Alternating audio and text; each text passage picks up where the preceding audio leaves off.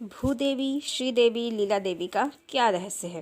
Hello friends, आज हम जानेंगे श्रीदेवी, लीला देवी, भूदेवी कौन है और माता सीता किस प्रकार कृष्ण अवतार में इतनी बार विभक्त हो गईं। थोड़ा दर्शन शास्त्र की तरफ चलते हैं। गायत्री मंत्र कहता है परमात्मा प्रकाश स्वरूप हैं, दिव्य ज्योति हैं, ज्ञान में हैं, सच्चिदानंद हैं, स्वयं में संपूर्ण हैं, ओंकार स्वरूप हैं, ओम है। थोड़ा पुराणों की तरफ चलते हैं।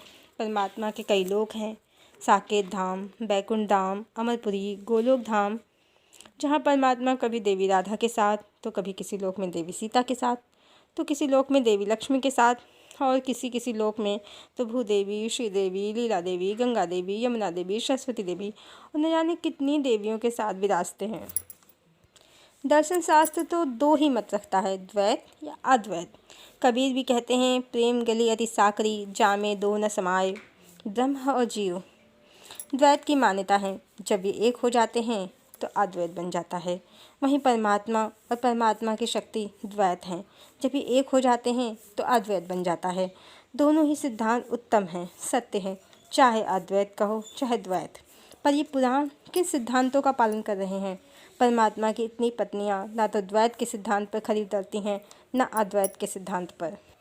कभी ग्रंथ कहते हैं सीता भूमिजा हैं, भूदेवी की पुत्री हैं।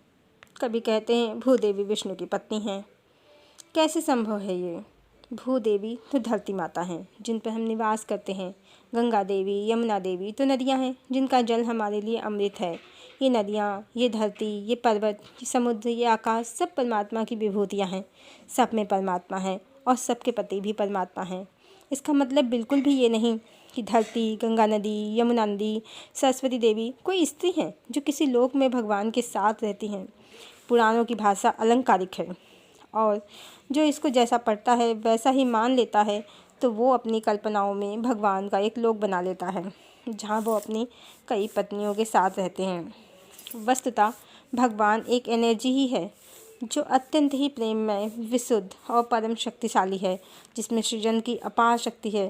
सारा संसार, अनंत ब्रह्मांड, सब परमात्मा का वैभव विलास ही है। सब में परमात्मा है और सबके पति भी परमात्मा हैं। इस प्रकार हम समझ सकते हैं कि यदि राम परमात्मा हैं तो सीता उनकी शक्ति है। यही द्वैत और अद्वैत का संबंध है।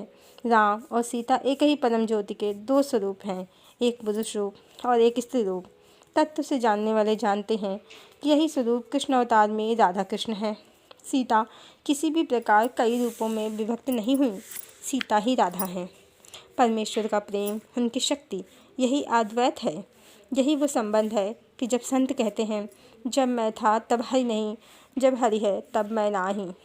सीता हो या राधा, परम ज्योति एक से दो में ही विभक्त होती है, क्योंकि सीता परमेश्वर का प्रेम है, उनके मनोरंजन का साधन नहीं जो कई देवियों में विभक्त हो जाएं। सभी जानते हैं समर्पण एक के प्रति होता है, हजारों के प्रति नहीं। यही अद्वैत है। सीता का राम के प्रति, राम का सीता के प्रति समर्पण, कृष्ण का राधा के प्रति और राधा का कृष्ण के प्रति समर्पण, जीव का ब्रह्म के प्रति और ब्रह्म का जीव के प्रति समर्पण। हरि ओम।